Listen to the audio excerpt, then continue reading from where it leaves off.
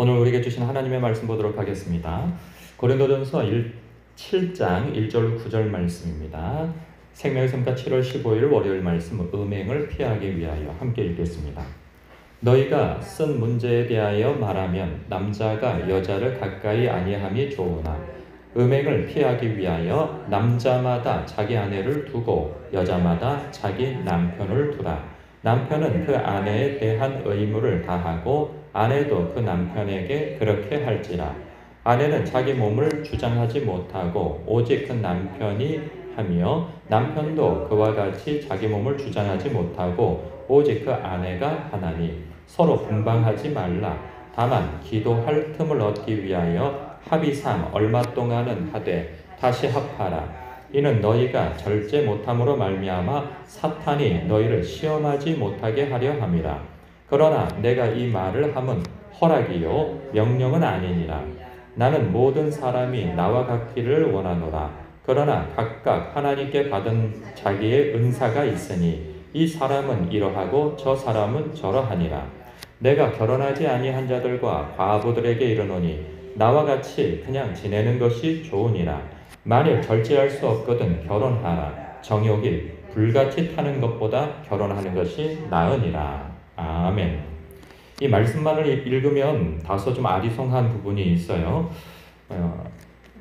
마치 결혼이 육체의 정욕을 피하기 위한 수단으로서 하는 거라고 생각하는 오해가 생길 수 있고요. 또 하나는 성경이 독신주의를 더 우선하여 결혼보다 독신주의를 더 우선하여서 얘기하는가라고 생각할 수 있는데 사도 바울이 이것에 대해서는 명령이 아니라 허락이라고 얘기하죠. 허락이라는 표현이 문맥상에 잘 이해가 안 될 만한 표현인데 권면이라고 이해하면 될 것입니다.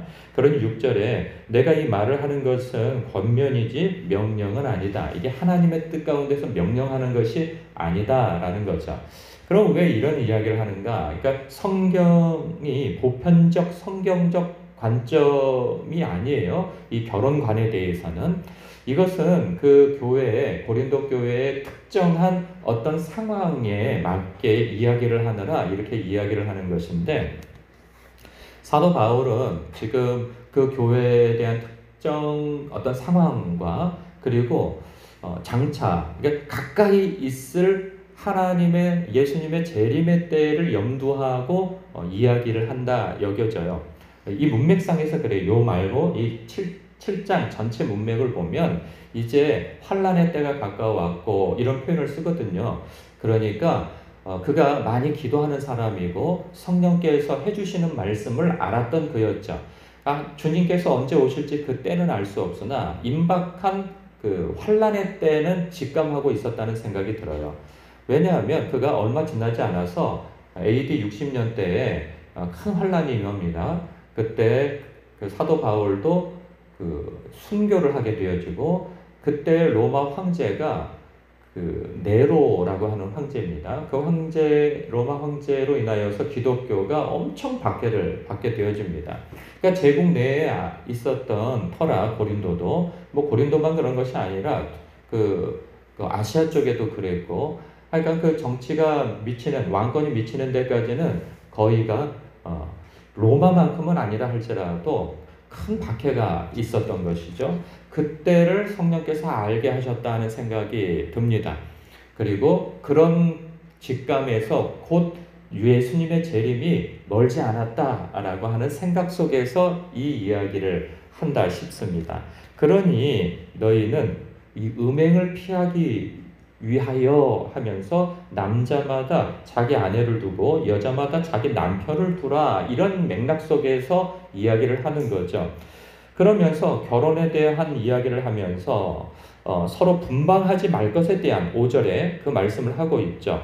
그러면서 다만 기도할 틈을 얻기 위하여 합의상 얼마 동안은 하되 다시 합하라 얘기해요. 이는 너희가 절제 못함으로 말미암아 사탄이 너희를 시험하지 못하게 하려 함이라. 그죠?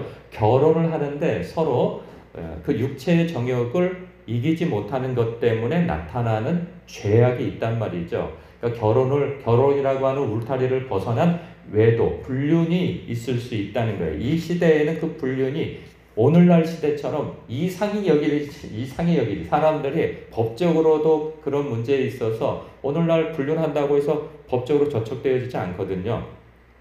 간통이 말이죠. 그렇기 때문에 자기는 법을 어기지 않았다고 뻔뻔하게 하는 경우들이 많고, 그리고 되게 어느 분위기, 문화와 분위기 속에서는 결혼을 함에도 불구하고 남자친구, 여자친구를 가지고 있는 것이 크게 이상하지 않고 또 쿨하며 현대적인 젊은 사람들의 마인드라고 생각하는 경향도 또 있기도 한단 말이죠.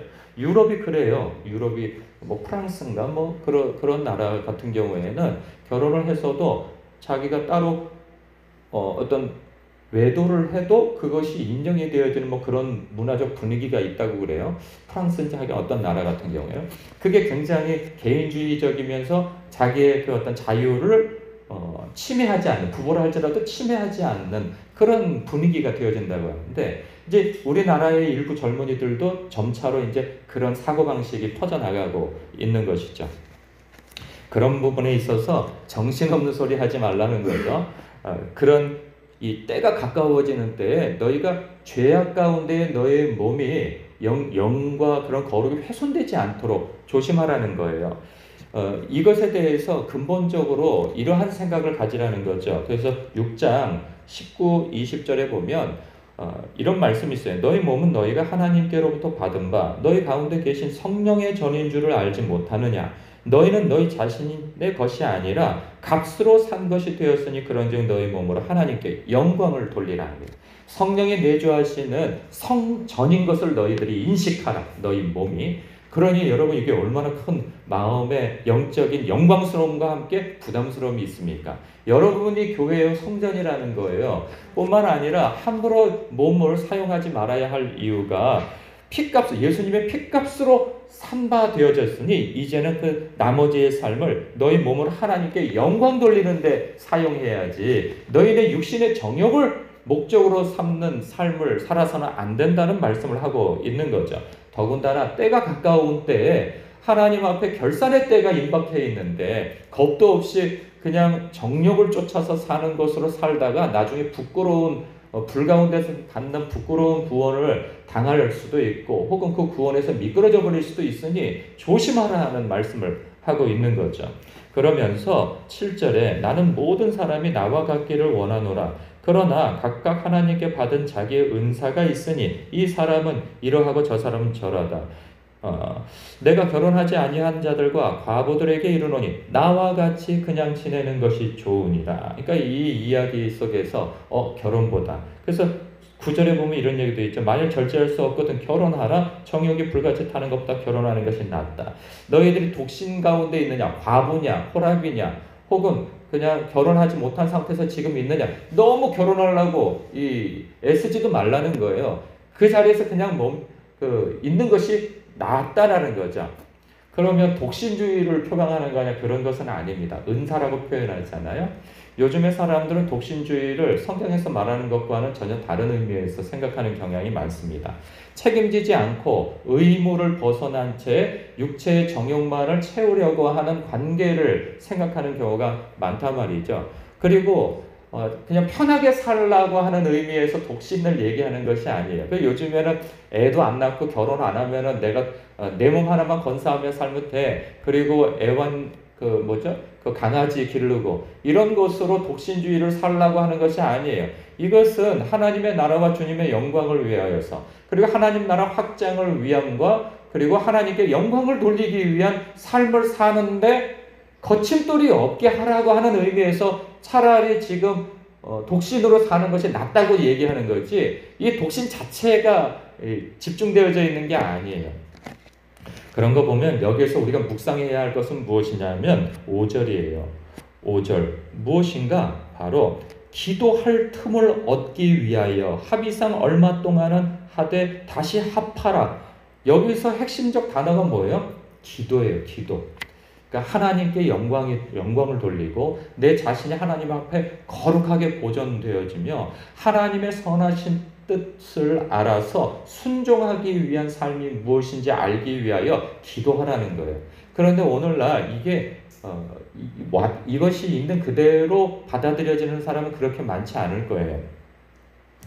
분방하지 않는 목적도, 독신으로 사는 목적도 하나님께 영광을 돌리기 위한 삶이 전제되어져 있는 것이지, 여기서 결혼이나 독신 자체가 핵심 단어가 아니라는 것을 아셔야 합니다.